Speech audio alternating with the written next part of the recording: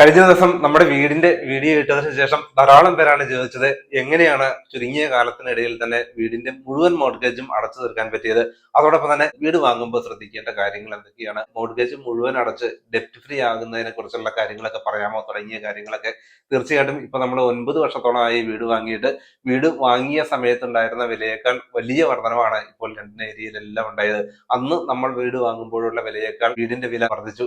London ഉൾപ്പെടെയുള്ള സിറ്റികളിലെല്ലാം അങ്ങനെയാണ്. വീടിന്റെ വാല്യൂ വർദ്ധിക്കും, അതോടൊപ്പം തന്നെ നമുക്ക് വീടിന്റെ വാല്യൂ വർദ്ധിപ്പിക്കുന്നതിന് വേണ്ടി വീട് റിനോവേറ്റ് ചെയ്യാനും പറ്റും.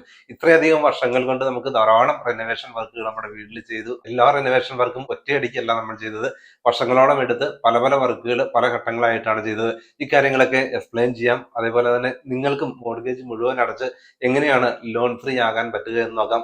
നമ്മൾ യു കെയിൽ വന്നു കഴിഞ്ഞാൽ ജീവിതകാലം മുഴുവൻ ബാങ്ക് ലോൺ അടയ്ക്കണമെന്ന് പലരും പരാതി പറയാറുള്ള ഒരു കാര്യമാണ്. നമ്മൾ ബാങ്കിൽ അടയ്ക്കുന്ന മോർഗേജിന്റെ പകുതിയിലധികവും പലപ്പോഴും ഇൻട്രസ്റ്റ് ആയിട്ടാണ് പോകുന്നത്. ചെറിയൊരു ശതമാനം മാത്രമാണ് നമ്മളുടെ ഒറിജിനൽ ലോൺ എമൗണ്ടിലോട്ട് അവർ ക്രെഡിറ്റ് ചെയ്യുന്നുള്ളൂ. ബാക്കി ക്യാഷ് എല്ലാം നമ്മൾ കഷ്ടപ്പെട്ട് ജോലി ചെയ്യുന്ന ക്യാഷ് മുഴുവൻ എന്തിനാണ് ഇത്രയധികം ഇൻട്രസ്റ്റ് നൽകി ജീവിതകാലം മുഴുവൻ ലോൺ അടച്ചുകൊണ്ടിരിക്കുന്നത്. അതുകൊണ്ട് തന്നെ എത്രയും വേഗം നമ്മൾ കടമെല്ലാം തീർത്ത് ഡെപ്റ്റ് ഫ്രീ ആകുക തന്നെയാണ് ഏറ്റവും സന്തോഷകരമായ കാര്യം. 2023 നമ്മുടെ മോർഗേജ് കംപ്ലീറ്റ് ആയിട്ട് എനിക്ക് ക്ലോസ് ചെയ്യാൻ പറ്റിയത്. അതിനുശേഷം ഞാൻ ഫുൾ ടൈം ജോലിയിൽ നിന്ന് റിസൈൻ ചെയ്ത് ഫ്രീ ആകുന്ന സമയത്ത് മാത്രം ജോലി ചെയ്യുന്ന ബാങ്ക് ഓപ്ഷനിലാണ് ഞാനിപ്പോൾ വർക്ക് ചെയ്യുന്നത്. അതിന്റെ ഏറ്റവും വലിയൊരു അഡ്വാൻറ്റേജ്, എത്ര നാൾ വേണമെങ്കിലും യു കെക്ക് പുറത്തുപോയി താമസിക്കുന്നതിനോ ഒന്നും യാതൊരു ബുദ്ധിമുട്ടുമില്ല. നമ്മൾ ഫ്രീ ആകുന്ന സമയത്ത് ഡ്യൂട്ടി ബുക്ക് ചെയ്താൽ മാത്രം മതി. ബാൻഡ് 6 പൊസിഷനിൽ നിന്നാണ് ഞാൻ ജോലി റിസൈൻ ചെയ്ത് ബാങ്ക് ഓപ്ഷനിലോട്ട് മാറിയത്.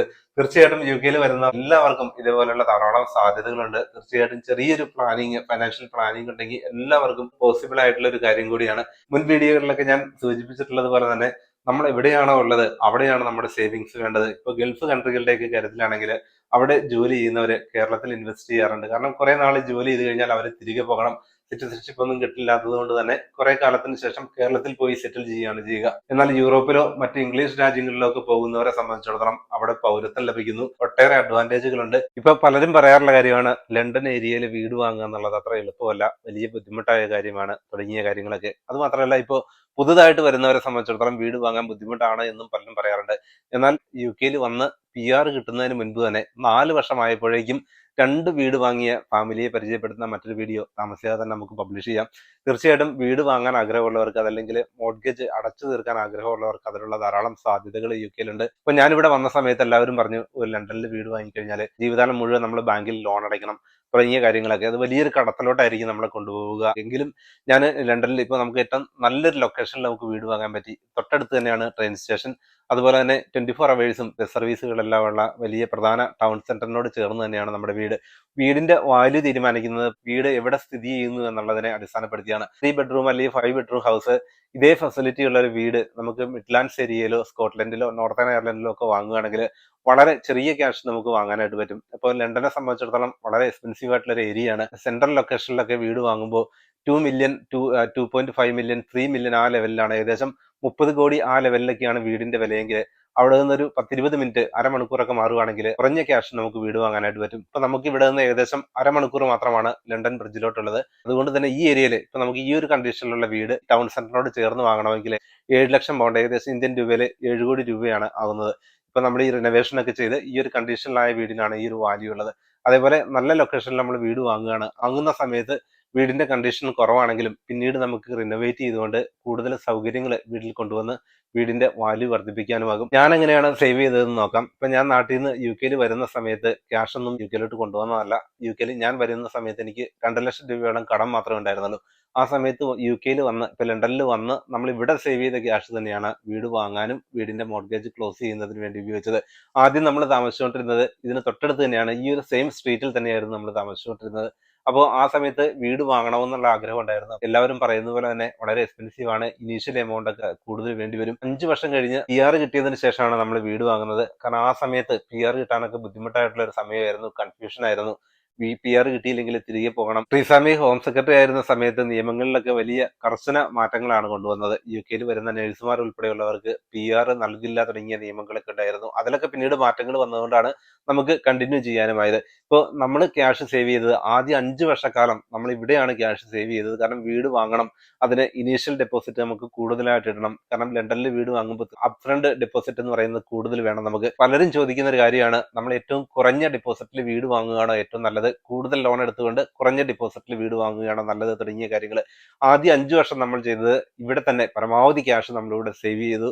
എക്സ്ട്രാ ഡ്യൂട്ടികളൊക്കെ ചെയ്ത് UK വീട് വാങ്ങണമെന്നുള്ള ആഗ്രഹത്തോടു കൂടി തന്നെ മുഴുവൻ ക്യാഷും സേവ് ചെയ്തുകൊണ്ട് നമുക്ക് ഇനീഷ്യൽ ഡെപ്പോസിറ്റ് നൽകാൻ കഴിഞ്ഞു. അന്ന് വീടിന്റെ വിലയുടെ 10-15% മാത്രം നൽകിയാൽ ബാക്കി ക്യാഷ് ലോൺ കിട്ടുന്ന സമയത്ത് നമ്മൾ കൂടുതൽ ക്യാഷ് ഡെപ്പോസിറ്റ് ചെയ്താണ് വീട് വാങ്ങിയത്. 30% ആണ് ആ സമയത്ത് നമുക്ക് വീടിന്റെ ഇനീഷ്യൽ ഡെപ്പോസിറ്റ് ആയി നൽകാനായിട്ട് പറ്റിയത്. എല്ലാവരോടും ഞാൻ പറയാറുണ്ട്, നിങ്ങൾ ഏറ്റവും കുറഞ്ഞ ഡെപ്പോസിറ്റിൽ വീട് വാങ്ങുന്നതിന് പകരം പരമാവധി ഡെപ്പോസിറ്റ് നൽകി വീട് വാങ്ങുക. കാരണം നമുക്ക് ബാക്കിയുള്ള കടം വളരെ കുറവായിരിക്കും. ബാങ്കുമായിട്ട് കൂടുതൽ കടമുണ്ടെങ്കിൽ മന്ത്ലി റീപേയ്മെന്റും വളരെ അധികമായിരിക്കും. നമ്മൾ ജോലി ചെയ്യുന്ന ക്യാഷിന്റെ നല്ലൊരു ശതമാനവും ബാങ്കിന്റെ മോർഗേജ് അടയ്ക്കുന്നതിന് വേണ്ടി നമ്മൾ മാറ്റിവെക്കേണ്ടി വരും. നമ്മൾ ബാങ്കിൽ മോർഗേജ് എടുക്കുമ്പോൾ ഏറ്റവും കുറഞ്ഞ ബാങ്ക് ലോൺ എടുക്കാനായിട്ട് ശ്രമിക്കുക. പരമാവധി ഡെപ്പോസിറ്റ് നൽകി കുറഞ്ഞ ലോൺ ആണെങ്കിൽ ഒരുപാട് വർഷങ്ങൾ കാത്തിരിക്കാതെ തന്നെ നമുക്ക് മോർഗേജ് അടച്ചു തീർക്കാനായിട്ട് പറ്റും. വീട് 20-30 വർഷക്കാലം നമ്മൾ മോർഗേജ് ലോൺ എടുക്കുകയാണെങ്കിൽ 2-3 വർഷം കഴിയുമ്പോൾ എത്ര നാളാണോ നമ്മൾ ആ ലോൺ ഫിക്സഡ് മോർഗേജ് ടേം എടുത്തിട്ടുള്ളത്, ആ സമയം കഴിയുമ്പോൾ വീണ്ടും റിന്യൂ ചെയ്യണം. അപ്പോൾ റീമോർഗേജ് ചെയ്യുന്ന സമയത്ത് നമുക്ക് എല്ലാ ഡോക്യുമെന്റുകളും വീണ്ടും സബ്മിറ്റ് ചെയ്യേണ്ടി വരും, സാലറി സ്ലിപ്പ് ഉൾപ്പെടെയുള്ള കാര്യങ്ങൾ.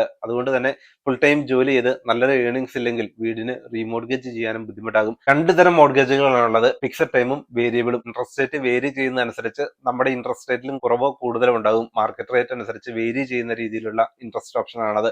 ചില സമയങ്ങളിൽ അതായിരിക്കും നല്ലത്. ഇൻട്രസ്റ്റ് റേറ്റ് ഒക്കെ കൂടി നിൽക്കുന്ന സമയമാണ്, കുറയാനുള്ള സാധ്യതയുണ്ടെങ്കിൽ വേരിയബിൾ റേറ്റ് ആയിരിക്കും പലപ്പോഴും നല്ലത്. അത് ബാങ്കിലെ ഫൈനാൻഷ്യൽ അഡ്വൈസറുമായിട്ട് ഡിസ്കസ് ചെയ്ത് ഏതാണോ സ്യൂട്ടബിൾ എന്ന് തീരുമാനിച്ച് അത്തരം ഒരു മോർഗേജ് എടുക്കുകയാണ് നല്ലത്. ഫിക്സഡ് ആയിട്ടുള്ള മോർഗേജ് ആണ് എടുക്കുന്നതെങ്കിൽ 2 വർഷമോ 5 വർഷമോ കഴിയുമ്പോൾ റിന്യൂ ചെയ്യുന്ന രീതിയിൽ, റീമോർഗേജ് ചെയ്യുന്ന രീതിയിലാണ് ഈ ഒരു പ്ലാൻ തയ്യാറാക്കിയിരിക്കുന്നത്. അമേരിക്ക ഉൾപ്പെടെയുള്ള രാജ്യങ്ങളിലാണെങ്കിൽ മോർഗേജ് നമ്മൾ 10-20 വർഷത്തേക്ക് എടുത്തു കഴിഞ്ഞാൽ ഇടയ്ക്ക് റിന്യൂ ചെയ്യാതെ തന്നെ നമുക്ക് കണ്ടിന്യൂസ് മോർഗേജ് അടയ്ക്കാനുള്ള ഓപ്ഷൻ ഉണ്ടെങ്കിൽ UK അങ്ങനെയല്ല.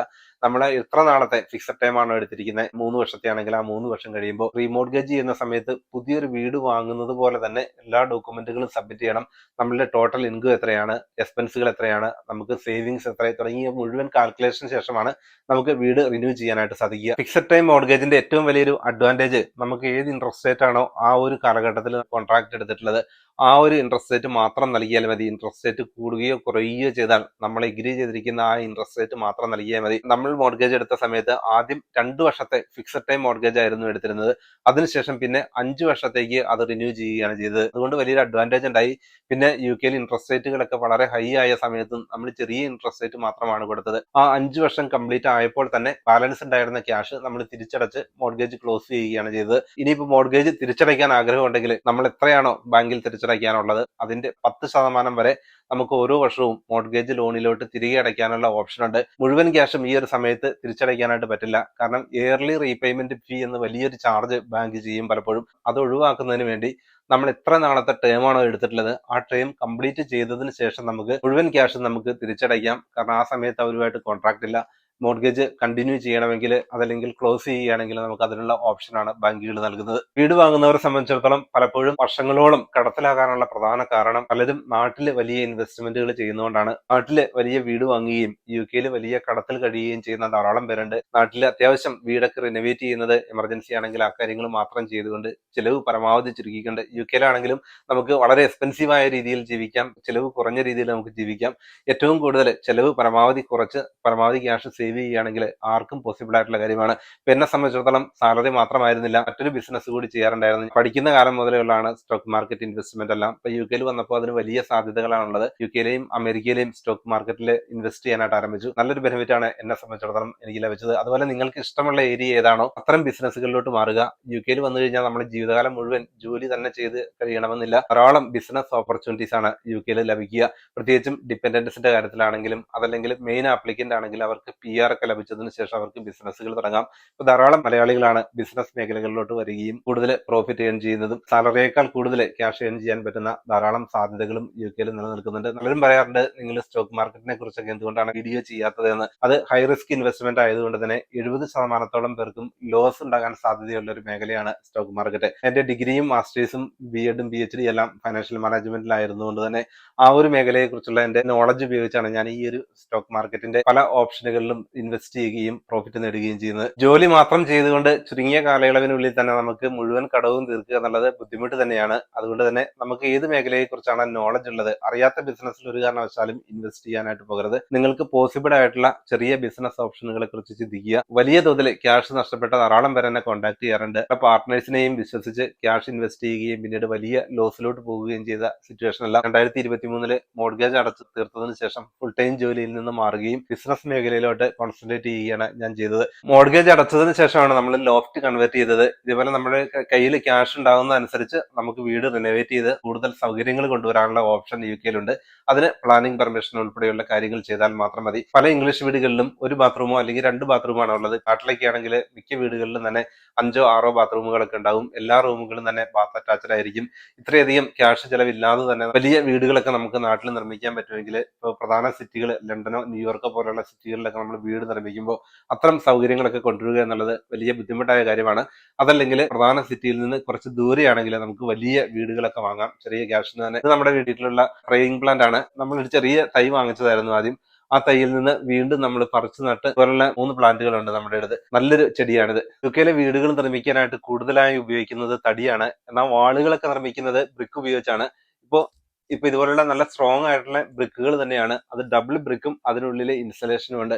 അതുപോലെ ഫ്ലോർ നിർമ്മിക്കുന്നതിന് വേണ്ടി കട്ടി കൂടിയ തടിയാണ് ഉപയോഗിക്കുക. പൈൻ മരങ്ങളുടെയും ഓക്ക് മരങ്ങളുടെയും ഒക്കെ കാതലായിട്ടുള്ള തടിയാണ് അതിനു വേണ്ടി ഉപയോഗിക്കുക. എത്ര വർഷം കഴിഞ്ഞാലും 100-200 വർഷം കഴിഞ്ഞാലും യാതൊരു കുഴപ്പമില്ലാതെ അത് സർവൈവ് ചെയ്യുന്ന രീതിയിലുള്ള ട്രീറ്റഡ് വുഡാണ് ഇതിനു വേണ്ടി ഉപയോഗിക്കുക. സീലിംഗിന് ഉപയോഗിച്ചിരിക്കുന്ന ഈ ഒരു റൂഫിലും തടിയാണ് പരമാവധി ഉപയോഗിച്ചിരിക്കുന്നത്. അതുകൂടാതെ ഏറ്റവും മുകളിലുള്ള റൂഫിലും പാർട്ടീഷനിലുമെല്ലാം ഇതുപോലുള്ള ഹൈ ക്വാളിറ്റി വുഡ് തന്നെയാണ് UK ഉപയോഗിച്ചിരിക്കുന്നത്. അതിന് പ്രധാന കാരണം പലപ്പോഴും -ഡിഗ്രിയൊക്കെ പുറത്ത് താപനിലയുള്ള സമയത്ത് നമ്മുടെ വീടിനുള്ളിൽ ചൂട് നിലനിർത്തണം. അതിനുവേണ്ടിയാണ് ഇതുപോലെ തടി പരമാവധി ഉപയോഗിക്കുന്നത് UK. അത് UK ബിൽഡിംഗ് സ്റ്റാൻഡേർഡ് അനുസരിച്ച് തന്നെ ഇൻസ്പെക്ടേഴ്സ് പരിശോധിച്ച് ക്വാളിറ്റിയുള്ള തടിയാണ് എന്നെല്ലാം നിർമ്മാണ ഘട്ടത്തിൽ ഉറപ്പുവരുത്തിയതിനു ശേഷമാണ് ഈ രീതിയിൽ വീട് നിർമ്മിക്കാനും സാധിക്കുകയുള്ളൂ.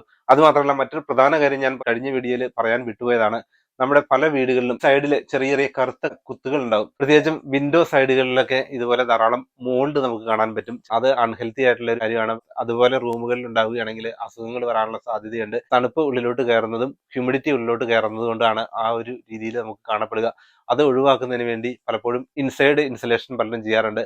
എന്നാൽ ഇൻസൈഡ് ഇൻസുലേഷൻ കൊണ്ട് മാത്രം നമുക്ക് മോൾഡ് പൂർണ്ണമായിട്ടും ഇല്ലാതാക്കാനായിട്ട് സാധിക്കില്ല. അതിനുവേണ്ടിയാണ് നമ്മൾ ഔട്ട്സൈഡ് ഇൻസുലേഷൻ ചെയ്യുന്നത്. ഇൻസുലേറ്റ് ചെയ്താലുള്ള ഏറ്റവും വലിയ അഡ്വാൻറ്റേജ് വീടുകൾക്കുള്ളിലോട്ട് മോൾഡുകളൊന്നും വരില്ല. ഇപ്പൊ പലപ്പോഴും കബോർഡിനുള്ളിൽ പോലും ഇതുപോലെ മോൾഡുകൾ പല വീടുകളിലും നമുക്ക് കാണാൻ പറ്റും. അത് വലിയ ഡാമേജ് ആയിരിക്കും വീടിന്റെ ഭിത്തികൾക്ക് ഉണ്ടാക്കുക.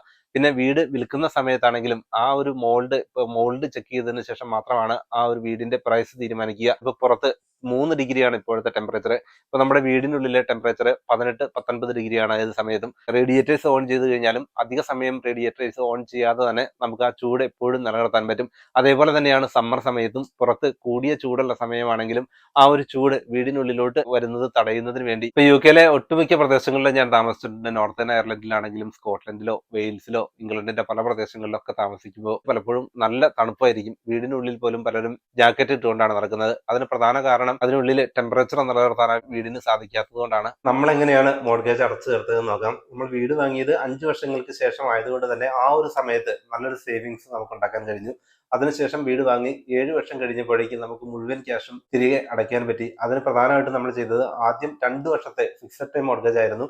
അത് തീർന്നതിന് ശേഷം വീണ്ടും 5 വർഷത്തേക്ക് നമ്മൾ ഫിക്സഡ് ടൈം മോർഗേജ് എടുക്കുകയായിരുന്നു ചെയ്തത്. ആ 5 വർഷ കാലാവധി തീർന്നതിന് ശേഷം ബാങ്ക് നമ്മളെ കോൺടാക്ട് ചെയ്തു വീണ്ടും റിന്യൂ ചെയ്യുന്നതിന് വേണ്ടിയിട്ടുള്ള ഡോക്യുമെന്റ്സ് സബ്മിറ്റ് ചെയ്യാൻ വേണ്ടി. അപ്പോൾ നമ്മൾ അവരോട് പറഞ്ഞത് ഇനി റിന്യൂ ചെയ്യുന്നില്ല, ബാലൻസ് ക്യാഷ് തിരിച്ചടയ്ക്കുകയാണ് എന്ന് നമ്മൾ അവരോട് പറഞ്ഞപ്പോൾ അവർ അതിന്റെ സ്റ്റേറ്റ്മെന്റ് നമുക്ക് അയച്ചു തന്നു. ഇനി ബാലൻസ് നിൽക്കുന്ന ക്യാഷ് ഇത്രയാണ്, അത് നിങ്ങൾക്ക് അടച്ച് ക്ലോസ് ചെയ്യാം, അതല്ലെങ്കിൽ പുതിയ ഇൻട്രസ്റ്റ് റേറ്റിലോട്ട് പോകും. താമസിയാതെ തന്നെ നമ്മൾ ബാലൻസ് ക്യാഷ് മുഴുവൻ ബാങ്കിൽ അടച്ച് ക്ലോസ് ചെയ്യുകയാണ് ചെയ്തത്. അതിന് റീപേയ്മെന്റ് ചാർജുകളൊന്നുമില്ല. നമ്മളുടെ മോർഗേജിന്റെ ടൈം കംപ്ലീറ്റ് ചെയ്യുകയാണെങ്കിൽ ആ ഒരു ഫിക്സഡ് ടൈം കഴിഞ്ഞതിന് ശേഷം മുഴുവൻ ക്യാഷും അടച്ച് നമുക്ക് മോർഗേജ് ക്ലോസ് ചെയ്യാം. യാതൊരു ഇയർലി റീപേയ്മെന്റ് ചാർജും നൽകേണ്ടതില്ല. ഇപ്പൊ പലർക്കും സംശയമുള്ള ഒരു കാര്യം, നമ്മൾ മന്ത്ലി മോർഗേജ് അടച്ചുകൊണ്ട് മോർഗേജ് മുഴുവൻ തീർക്കുക എന്നുള്ളത് എളുപ്പമാണ് എന്നുള്ളതാണ്. വളരെ ബുദ്ധിമുട്ടാണ്. നമ്മൾ മന്ത്ലി മോർഗേജ് അടച്ചുകൊണ്ട് 20-30 വർഷം കൊണ്ട് മോർഗേജ് അടച്ചു തീർക്കുക എന്ന് പറഞ്ഞാൽ അത് വലിയ ബുദ്ധിമുട്ടായിട്ടുള്ള കാര്യമാണ്. അത് മാത്രമല്ല, ഇത്രയധികം വർഷക്കാലം നമ്മൾ ജോലി ചെയ്യുന്നതിന്റെ പകുതിയിലധികം ക്യാഷും പലപ്പോഴും ബാങ്കുകൾക്ക് ഇൻട്രസ്റ്റ് ആയി നൽകേണ്ടിയും വരും. അത് ഒഴിവാക്കുന്നതിന് വേണ്ടിയാണ് മോർഗേജ് നമ്മൾ തിരിച്ചടയ്ക്കേണ്ടത്. യു കെയിൽ വരുന്ന ധാരാളം പേര് പറയുന്ന ഒരു കാര്യമാണ്, യു കെയിൽ വന്നു കഴിഞ്ഞാൽ ജീവിക്കാൻ പോലും ബുദ്ധിമുട്ടാണ്, യാതൊരു ക്യാഷും സേവ് ചെയ്യാനായിട്ട് പറ്റില്ല. ഇപ്പോൾ ഒരു ഇംഗ്ലീഷ് കൺട്രിയിൽ വന്നു കഴിഞ്ഞാൽ എന്ത് ജോലിയും ചെയ്യാൻ തയ്യാറാവുകയാണെങ്കിൽ ക്യാഷ് ഏൺ ചെയ്യുന്നതിന് യാതൊരു ബുദ്ധിമുട്ടുമില്ല. ഇപ്പോൾ യു കെയിൽ വന്നു കഴിഞ്ഞാൽ കടവാണ്, ബുദ്ധിമുട്ടില്ല, ഭക്ഷണം കഴിക്കാൻ പോലും പറ്റില്ലെങ്കിൽ എന്തുകൊണ്ടാണ് യു കെയിൽ അവർ തുടരുന്നതിനെ കുറിച്ച് എനിക്കറിയില്ല. ലോകത്തിന്റെ തന്നെ പ്രധാന ഫൈനാൻഷ്യൽ ക്യാപിറ്റലുകളിൽ ഒന്നാണ് ലണ്ടൻ. യൂറോപ്പിന്റെ ഫൈനാൻഷ്യൽ ക്യാപിറ്റൽ എന്നുകൂടിയാണ് ലണ്ടൻ അറിയപ്പെടുന്നത്. അതുകൊണ്ട് തന്നെ ധാരാളം സാധ്യതകളുണ്ട്. ഇപ്പോൾ ഫൈനാൻഷ്യൽ മേഖലയിൽ, അക്കൗണ്ടിങ് മേഖലയിൽ, അതുപോലെ തന്നെ ഇൻവെസ്റ്റ്മെന്റ് ഓപ്പർച്യൂണിറ്റീസ് എല്ലാം ഏറ്റവും കൂടുതലുള്ള സിറ്റികൾ ഒന്നുകൂടിയാണ് ലണ്ടൻ. ഇപ്പോൾ ലണ്ടനിൽ ജോലി ചെയ്യുന്ന നേഴ്സുമാരെ സംബന്ധിച്ചിടത്തോളം ഏജൻസി ഡ്യൂട്ടിയൊക്കെ ചെയ്യുന്നവരാണെങ്കിൽ അവർക്ക് മാസം ഇന്ത്യൻ രൂപയിൽ 8 ലക്ഷം രൂപ ഏൺ ചെയ്യുന്ന ഏജൻസി നേഴ്സുമാരെ എനിക്കറിയാം, ധാരാളം പേരെ എനിക്കറിയാം. ഇനി അതല്ല, നോർമൽ റെഗുലർ ഡ്യൂട്ടി ചെയ്യുന്ന ഒരു നേഴ്സ് ആണെങ്കിൽ 1-2 വർഷത്തിനുള്ളിൽ തന്നെ അവർക്ക് ബാൻഡ് 5 നിന്ന് ബാൻഡ് 6 ആയി മാറാൻ പറ്റും. ബാൻഡ് 6 നേഴ്സിന്റെ ഏറ്റവും കുറഞ്ഞ സ്റ്റാർട്ടിംഗ് സാലറി എന്നുള്ളത് ഏകദേശം 40,000 പൗണ്ടാണ്. ഇന്ത്യൻ രൂപയിൽ ആനുവൽ സാലറി ഏകദേശം 40 ലക്ഷം രൂപയോളം വരും. രണ്ടുപേര് ജോലി ചെയ്യുന്ന സമയത്ത് നല്ലൊരു ക്യാഷ് ഓരോ വർഷവും അവർക്ക് സേവ് ചെയ്യാനായിട്ട് പറ്റും. ഒരാളുടെ ക്യാഷ് ചിലവിനായി മാറ്റിവെച്ചാൽ പോലും മറ്റൊരാളുടെ ക്യാഷ് സേവ് ചെയ്തുകൊണ്ട് തീർച്ചയായിട്ടും നമുക്ക് മോർഗേജ് തിരിച്ചടയ്ക്കുന്നതിനുള്ള ഓപ്ഷനുകളുണ്ട്. പുതിയൊരു വീട് വാങ്ങിക്കഴിഞ്ഞാൽ വർഷങ്ങൾ എടുത്ത് മാത്രം റിനോവേഷൻ വർക്കുകളൊക്കെ കംപ്ലീറ്റ് ചെയ്യുക. വലിയ റിനോവേഷൻ വർക്കുകളൊക്കെ ചെയ്യുക എന്നുള്ളത് തീർച്ചയായിട്ടും എക്സ്പെൻസീവ് ആയിട്ടുള്ള ഒരു കാര്യം തന്നെയാണ്. ലോയിൽ ചെയ്താൽ മാത്രം മതി. ഇനി നമ്മൾ വീട് തിരഞ്ഞെടുക്കുമ്പോൾ ഏറ്റവും പ്രധാനമായിട്ട് ശ്രദ്ധിക്കേണ്ടത് എല്ലാ ഫെസിലിറ്റികളും നിങ്ങളുടെ വീടിനടുത്തുണ്ട് എന്ന് ഉറപ്പുവരുത്തുക. ഹോസ്പിറ്റലുകൾ, സ്കൂളുകൾ, ട്രെയിൻ സ്റ്റേഷന്, ബസ് സൗകര്യങ്ങൾ തുടങ്ങിയ സൗകര്യങ്ങളൊക്കെ അടുത്തുണ്ട് എന്ന് ഉറപ്പുവരുത്തുക. യു കെയിലെ എല്ലാ മേഖലകളിലും തന്നെ ഈ സൗകര്യങ്ങളൊക്കെ ഉണ്ടെങ്കിലും അത് തൊട്ടടുത്ത് തന്നെ ഉണ്ടെങ്കിൽ തീർച്ചയായിട്ടും വീടിന്റെ വാല്യൂ അതനുസരിച്ച് ഹൈ ആയിരിക്കും. നമ്മുടെ നാട്ടിലൊക്കെ ആണെങ്കിൽ വീടിനടുത്ത് ബാർ ഉണ്ടെങ്കിൽ, കളർ ഷാപ്പ് ഉണ്ടെങ്കിൽ വീടിന്റെ വില കുറവാണെങ്കിൽ, യു കെയിൽ നേരെ വിപരീതമാണ്. പബ്ബുകൾ വീടിനടുത്തുണ്ടെങ്കിൽ വീടിന്റെ വാല്യൂ അതനുസരിച്ച് വളരെയധികം ആയിരിക്കും. നമ്മുടെ ഈ ഏരിയയിൽ വീടിന് വില കൂടാനുള്ള ഒരു പ്രധാന കാരണവും അതാണ്. 20-ലധികം പബ്ബുകളാണ് വീടിന് ചുറ്റുവട്ടത്തായിട്ടുള്ളത്. ധാരാളം പബ്ബുകൾ. ഫാമിലിയുമായി വന്ന് സോഷ്യലൈസ് ചെയ്യുന്ന പ്രധാന സ്ഥലങ്ങളാണ് യു കെയിലെ പബ്ബുകൾ. ഫാമിലിയും കുട്ടികളും ഒക്കെ ആയിട്ട് വരുന്ന പബ്ബുകളാണ് കൂടുതലായും ഉള്ളത്. വീടുകൾ വാങ്ങുമ്പോൾ ശ്രദ്ധിക്കേണ്ട പ്രധാന കാര്യമാണ് ക്രൈം റേറ്റ് കുറവുള്ള സ്ഥലങ്ങളിൽ വീട് വാങ്ങുക എന്നുള്ളത്. ചില ഏരിയകളിലൊക്കെ ക്രൈം റേറ്റ് കൂടുതലാണെങ്കിൽ അവിടെ വീടിന്റെ വാല്യൂവും കുറവായിരിക്കും. വീടിന്റെ വില തീരുമാനിക്കുന്നത് പല ഘടകങ്ങളാണ്. ഒന്ന്, പ്രധാന സിറ്റിയോട് എത്ര ചേർന്നാണ് നമ്മളുടെ വീടുള്ളത്, പ്രധാന സൗകര്യങ്ങളൊക്കെ എത്ര അടുത്താണ് എന്നുള്ളത്. അതുപോലെ ഏതൊരു വീടാണെങ്കിലും ക്രൈം റേറ്റ് കുറവാണെങ്കിലും നമ്മുടെ വീടിന്റെ സെക്യൂരിറ്റി ഉറപ്പാക്കുന്നതിന് വേണ്ടി ക്യാമറകൾ ഉപയോഗിക്കാം. ക്യാമറകൾ അത്ര എക്സ്പെൻസീവ് അല്ല യു കെയില്. ഇപ്പോൾ 30-40 കൊണ്ടൊക്കെ കൊടുത്തു കഴിഞ്ഞാൽ നമുക്ക് ഇതുപോലെ ക്യാമറ കിട്ടും. ഇപ്പൊ 5 ക്യാമറകളാണ് നമ്മൾ ഉപയോഗിച്ചിട്ടുള്ളത്. ഇപ്പോൾ നമ്മുടെ വീട്ടിലെ സെക്യൂരിറ്റിയുടെ ഭാഗമായിട്ടുള്ള കോളിംഗ് ബില്ല്, ഇപ്പോൾ നമ്മൾ ഇതുപോലുള്ള കോളിംഗ് ബില്ല് വെച്ച് കഴിഞ്ഞാൽ ഒരു അഡ്വാൻറ്റേജ്, വീടിന്റെ ഡോർ ഡ്രില്ല് ചെയ്ത് വയറിംഗ് ഒന്നും വേണ്ട, വയർലെസ് ആണ്. ആരെങ്കിലും വന്ന് ബെല്ലടിക്കുകയാണെങ്കിൽ അവരുടെ വീഡിയോ നമുക്ക് ഫോണിലെ ആപ്പിൽ കണ്ടുകൊണ്ട് അവരോട് സംസാരിക്കാൻ പറ്റുന്ന 2-വേ കോൺവെർസേഷൻ പോസിബിൾ ആയിട്ടുള്ള കോളിംഗ് ബില്ലുകളാണിത്. അത് സെക്യൂരിറ്റിക്ക് വേണ്ടി നമ്മളത് ഉപയോഗിക്കുന്നു. കയറി വരുന്നിടത്ത് തന്നെ ക്യാമറകളുണ്ട്. അതുകൂടാതെ ഡോറുകളിലും നമ്മൾ ക്യാമറ വെച്ചിട്ടുണ്ട്. നമ്മുടെ വീടിന്റെ ഫ്ലോറിനായിട്ട് 3 തരം ഫ്ലോറിംഗ് ആണ് ഉപയോഗിച്ചിട്ടുള്ളത്. സ്റ്റെയർ കേസിനും പുതിയ റൂമുകൾക്കും ലക്ഷറി വൈനൽ ഉപയോഗിച്ചപ്പോൾ കോറിഡോറുകളിൽ നമ്മൾ ലാമിനേറ്റഡ് ഫ്ലോർ ആണ് ഉപയോഗിച്ചിരിക്കുന്നത്. അതുകൂടാതെ റൂമുകൾക്കുള്ളിൽ കാർപ്പറ്റുമാണ് നമ്മൾ നൽകിയിട്ടുള്ളത്. ഇപ്പോൾ ചിലരൊക്കെ കരുതിയിട്ടുണ്ടാവും ഞാൻ യൂട്യൂബിൽ നിന്ന് കിട്ടുന്ന വരുമാനം ഉപയോഗിച്ചാണ് വീടിന്റെ മോർഗേജ് പേ ചെയ്തത് എന്ന്. എന്നാൽ യൂട്യൂബിൽ നിന്ന് കിട്ടുന്ന വരുമാനം എന്നുള്ളത് വളരെ തുച്ഛമാണ്. അതുകൊണ്ട് യു കെയിൽ താമസിക്കുന്നവർക്ക്, പ്രത്യേകിച്ച് ലണ്ടൻ ഉൾപ്പെടെയുള്ള സ്ഥലങ്ങളിൽ താമസിക്കുന്നവർ, ഒരു ഹോബി ആയിട്ട് മാത്രം കൊണ്ടുപോകാൻ ആഗ്രഹിക്കുന്നവർക്ക് മാത്രമാണ് ഇത്. എന്റെ ഒരു പാഷനാണ്, ഒരു ഹോബിയാണ്. യു കെയിൽ കുറെ കാലം ജോലി ചെയ്യുക, അതിനുശേഷം കടങ്ങളൊക്കെ തീർത്ത് നിങ്ങൾക്ക് ഇഷ്ടമുള്ള മേഖലകളിലോട്ട് മാറാൻ പറ്റുന്ന ആ ഒരു സാഹചര്യമാണ് യു കെയിൽ പൊതുവായി ലഭിക്കുന്നത്. മോർഗേജ് ഒക്കെ അടച്ചു, വേറെ കടങ്ങളൊന്നുമില്ല. ചെറിയൊരു ക്യാഷ് ഉണ്ടെങ്കിൽ പോലും നമുക്ക് കഴിഞ്ഞു പോകാവുന്നതേ ഉള്ളൂ. നിങ്ങളുമായിട്ട് ഇന്ററാക്ട് ചെയ്യാൻ, നിങ്ങൾക്ക് പുതിയ ഇൻഫർമേഷൻ ഒക്കെ നൽകുന്നതിന് വേണ്ടി ആ ഒരു ഹോബിയുടെ ഭാഗമായി മാത്രമാണ് യൂട്യൂബിൽ വീഡിയോസ് ഒക്കെ ഇടുന്നത്. അത് ഒരു കാരണവശാലും ഒരു വരുമാനത്തിന് വേണ്ടിയല്ല. പലപ്പോഴും എല്ലാ കമന്റുകൾക്കും ആൻസർ ചെയ്യാൻ എനിക്ക് സാധിക്കാറില്ല. കാരണം ഫേസ്ബുക്കിലും ഇൻസ്റ്റാഗ്രാമിലും യൂട്യൂബിലും എല്ലാം വരുന്ന കമന്റുകൾ അത് വായിക്കുകയും അതിന് പൊതുവായ ഉത്തരങ്ങൾ മറ്റൊരു വീഡിയോയിലൂടെ നൽകുകയാണ് പ്രധാനമായിട്ടും ഞാൻ ചെയ്യുക. ഞാൻ യു കെയിൽ വന്ന സമയത്ത് ഒട്ടേറെ കഷ്ടപ്പാടുകളും ബുദ്ധിമുട്ടുകളിലൂടെ തന്നെയാണ് ആദ്യഘട്ടങ്ങളിലൊക്കെ കടന്നുപോയത്. അതിനുശേഷം ആ സമയത്ത് യാതൊരു ഹെൽപ്പും സപ്പോർട്ടും നൽകുന്നതിന് വേണ്ടി യാതൊരു സംവിധാനങ്ങളും ഇല്ലായിരുന്നു. പിന്നീട് ഞാൻ തീരുമാനിച്ചു മറ്റുള്ളവരെ പുതുതായിട്ട് UK വരാൻ ആഗ്രഹമുള്ളവർക്ക് തീർച്ചയായിട്ടും വാല്യുബിൾ ആയിട്ടുള്ള കൃത്യമായ ഇൻഫർമേഷൻ നൽകണം.